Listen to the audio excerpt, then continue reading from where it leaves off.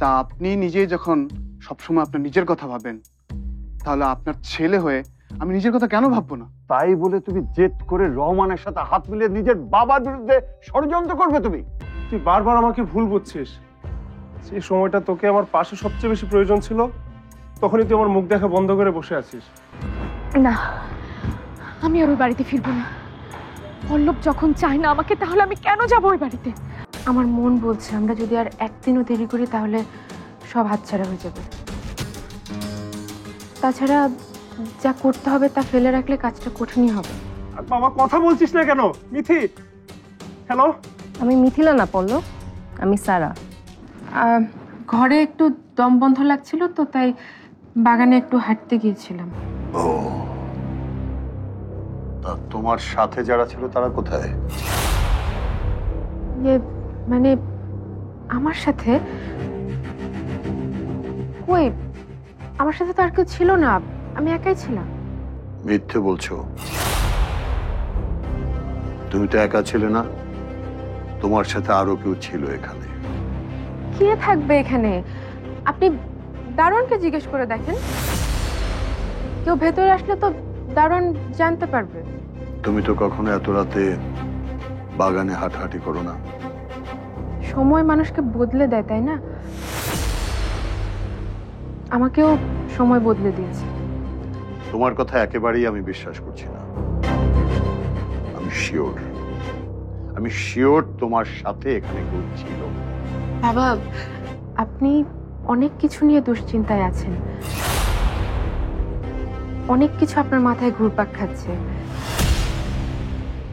তাই হয়তো ছোটখাটো বিষয়গুলোকে সন্দেহের চোখে দেখছেন। শোনো, আমাকে বোকা বানানোর চেষ্টা করো না। আমি অন্য মানুষের কণ্ঠে স্পষ্ট শুনতে পেয়েছি এখানে। বাবা, আমি বললাম তো আপনি ভুল শুনেছেন। সত্যি করে বলো মেয়ে, তুমি আসলে কি লুকোচ্ছ? আবার কোন ষড়যন্ত্র তুমি আমার বিরুদ্ধে করছো বলো? সারা, সারা এত রাতে কোথায় যাচ্ছে? সারা,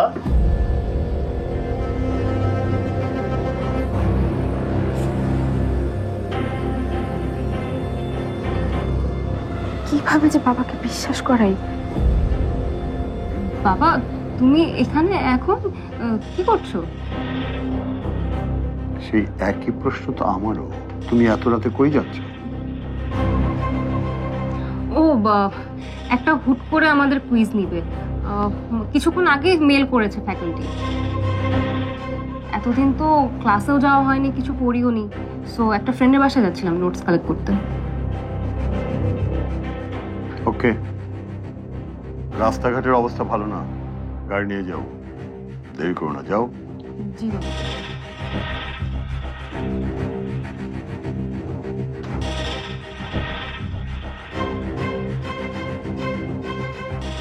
বলো, কি করছিলে এখানে? কারা ছিল তোমার সাথে? আমি তো একবার বললাম আমি একটু বাগানে হাঁটতে গিয়েছিলাম। বাবা, আপনার বোধহয় রেস্ট দরকার। বুঝতে পারছি আপনার উপর দিয়ে বেশ চাপ যাচ্ছে।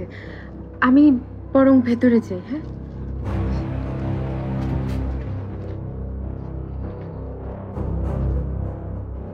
বাতাস যে উল্টো থেকে বইছে সেটা আমি ঠিকই বুঝতে পারছি, কিন্তু নাটাইটা আসলে কার হাতে? তুমি কি আমার কাছ থেকে সেটাই লুকোচ্ছ পারমিতা?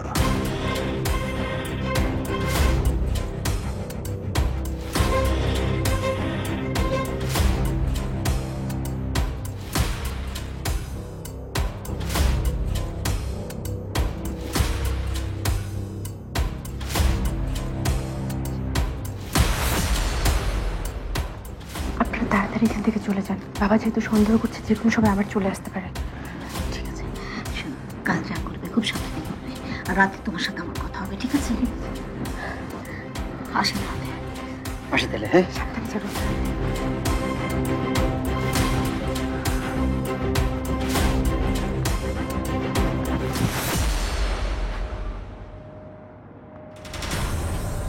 সারা, স্যার আমি কি করবো কিচ্ছু বুঝতে পারছি না। মিথিলা কোথায় আছে, কিভাবে তাকে খুঁজবো, আমার মাথায় কোনো কাজ করছে না।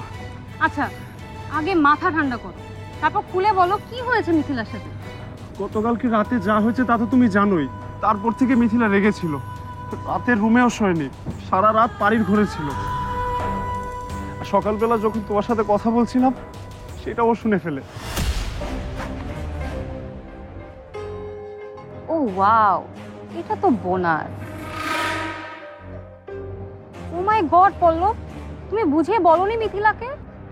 আরে বোঝানোর সুযোগটাই তো দেয়নি, তার আগে ঘর থেকে বেরিয়ে যায়। তারপর থেকে আর ওকে খুঁজে পাওয়া যাচ্ছে না। ঢাকায় কোথায়, বন্ধু বান্ধব কে আছে, আমি তো কিছুই জানি না। আমি না কিচ্ছু বুঝতে পারছি না আমি কি করব। আচ্ছা, তোমার শাশুড়ি উনি গ্রামে থাকে না?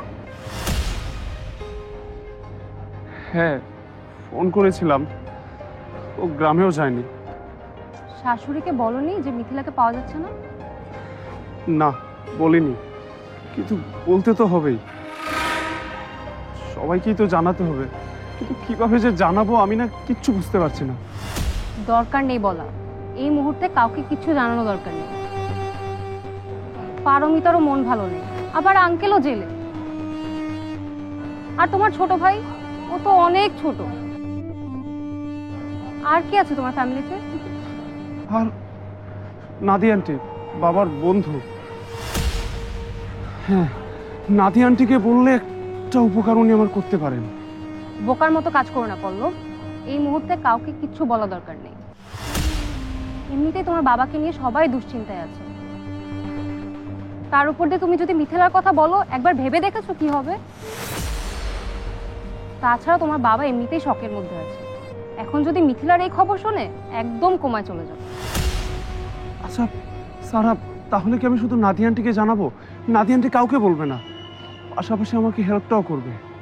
না না, উনি তো তোমাদের আপন কেউ না, ওনাকে ফ্যামিলি ম্যাটার ইনভলভ না করাই ভালো। তাই বলে কেউ জানবে না মিথিলাকে খুঁজে পাওয়া যাচ্ছে না?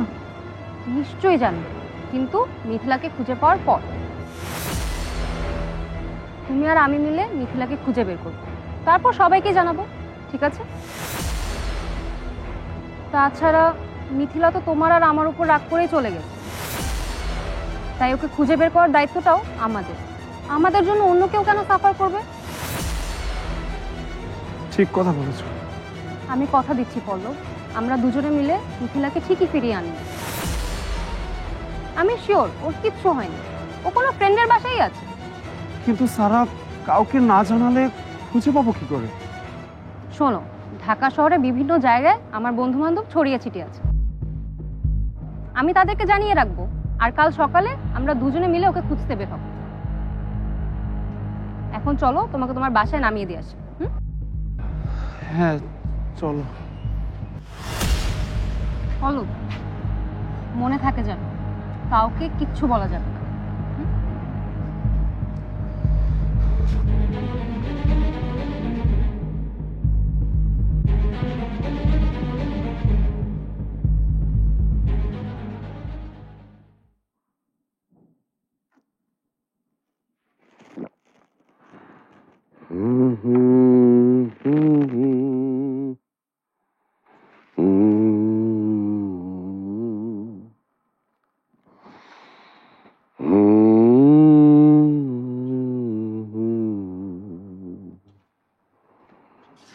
আসসালামু আলাইকুম স্যার। ওয়ালাইকুম সালাম। আপনি? দরজা খোলা দেখে ঢুকে পড়লাম, কিছু মনে করবেন না স্যার।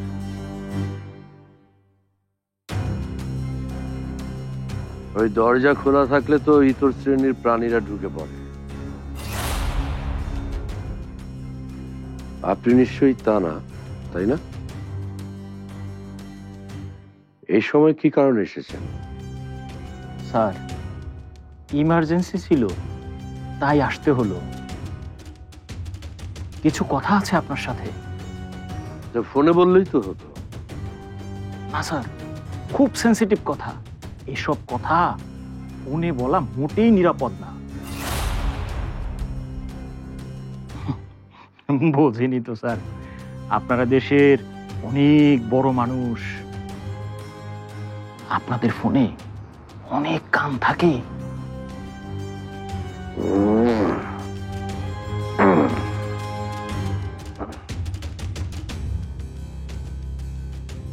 বলুন, কি বলবেন? ওসমান স্যার প্ল্যান করেছেন আপনার অবৈধ ব্যবসার বিষয়ে। যা যা জানেন কাল সব পুলিশকে বলে দেবেন। হঠাৎ এই ডিসিশন নিল ওসমান? স্যার, আজকে আপনি স্যারের ক্লায়েন্টের সাথে সরাসরি ডিল করেছেন, এটা উনি ভালোভাবে নেননি স্যার।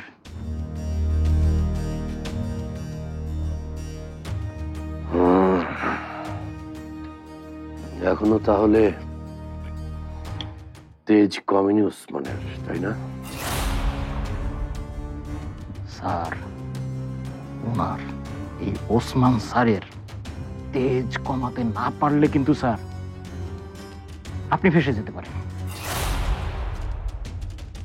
স্যার, আর দেরি করা ঠিক হবে না, ওনাকে আটকে ফেলতে হবে। আপনার আস্তানা যাওয়ার জন্য উনি তো একেবারে উঠে পড়ে লেগেছেন, ওনাকে একবার আপনার আস্তানা নিলেই তো হয়।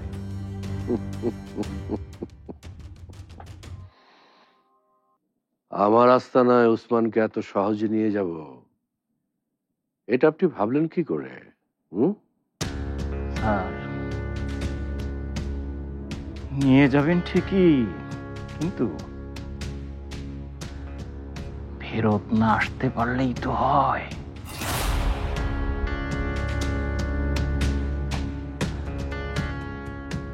ভেবে বলছেন তো?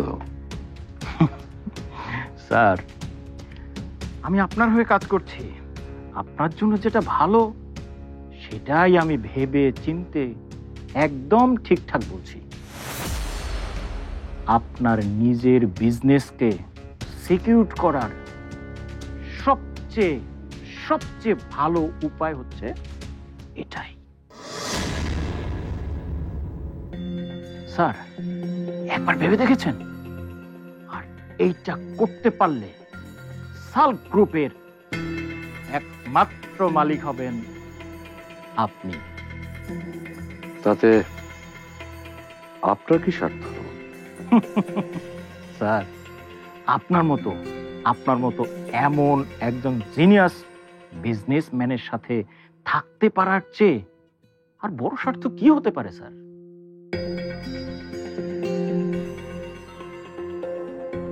তাহলে নিশ্চয়ই আপনিও যেতে চান ওসমানের সাথে আমার আস্তানায়? না না স্যার, সেই স্বপ্ন আমি দেখি না। আমি ছোট মানুষ, দূর থেকে আপনার হয়ে কাজ করেই খুশি থাকতে চাই। বিনিময়ে আপনিও আমাকে একটু দেখে রাখবেন, এটাই আর কি। আপনার এই কথাটা আমার খুব ভালো লেগেছে। বেশি জানতে চাওয়া মানুষজন আমি একদম পছন্দ করি না। স্যার, আপনাকে আমি জাস্ট এই ইনফরমেশনটুকু দিতে এসেছিলাম, আর কোনো কাজ নেই। আসি স্যার, আসসালামু আলাইকুম। ওয়ালাইকুম আসসালাম।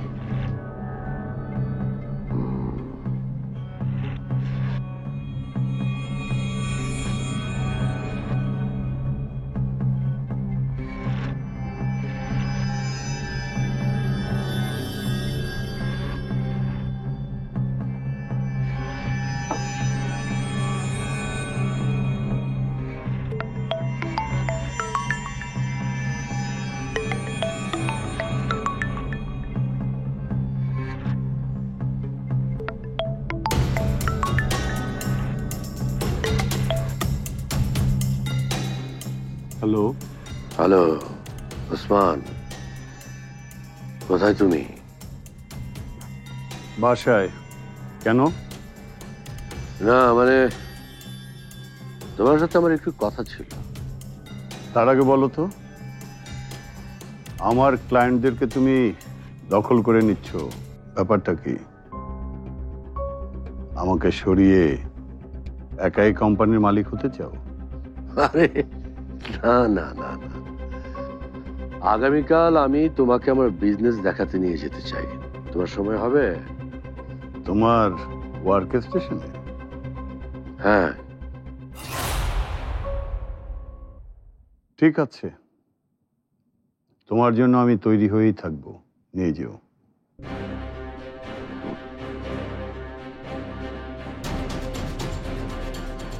ওসমান, কাল তোমার চ্যাপ্টার সারা জীবনের জন্য শেষ করব আমি।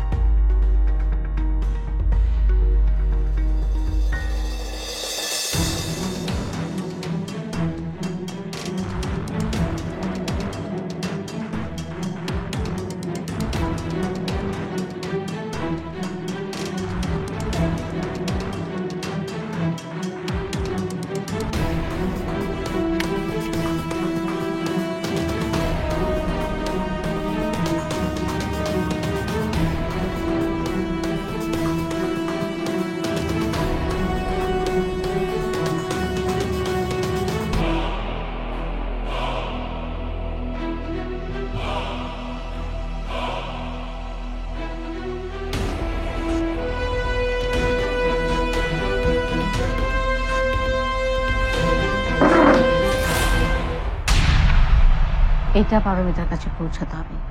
কাউকে ভরসা করতে পারছি না, তাই তোমার কাছে এলাম। কি এটা? এটা খুব একটা জরুরি ডিভাইস, পারমিতার কাছে লাগবে। ডিভাইস? তার মানে আপনারা সবাই মিলে পারিজাতকে সাপোর্ট করছেন? এই সংসার এখন আমার কথায় চলে, আর তাই তোমাকে বাড়ির বাইরে যেতে হলে অবশ্যই আমার পারমিশন নিতে হবে, আর না হলে যেতে পারবে না। বোঝো না এই ব্যাপারটা? তোমার ওয়ার্ক স্টেশন দেখবো বলে আমি না খুবই এক্সাইটেড। রহমান আঙ্কেলের আস্তানায় তাহলে আজকেই যাচ্ছে বাবা? সবাই অ্যালার্ট থাকো, অপারেশন শুরু হয়ে গেছে।